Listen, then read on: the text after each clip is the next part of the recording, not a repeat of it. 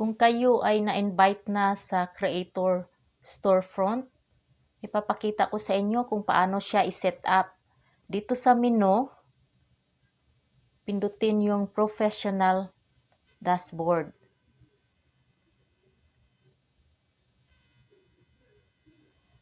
Dito naman sa monetization, hanapin dito sa baba.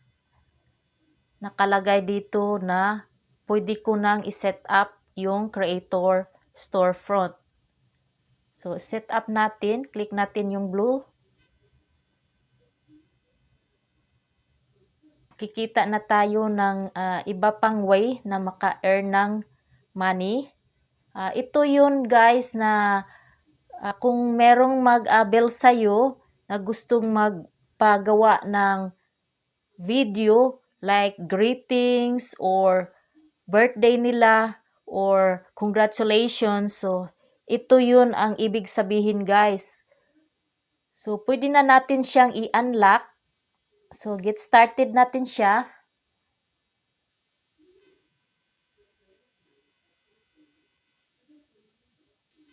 Dito sa set up your virtual experiences, explain dito na you can OPT out of allowing request or manage your price per request anytime through your professional dashboard.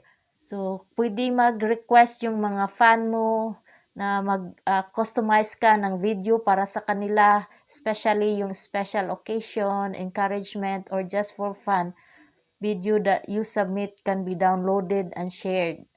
So, i-set up ninyo yung price dito. Pipili ka sa price. Merong $9.99, $24.99, $49.99. So, marami dito pagpipilian na price guys. I-click lang natin yung pinakamura na price. Tapos, continue. Ayan, naka-set up na siya. So, pwede muna itong i-share.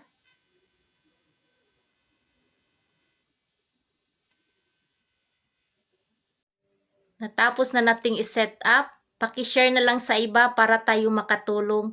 At good luck sa lahat na nagkaroon ng tools na ganito.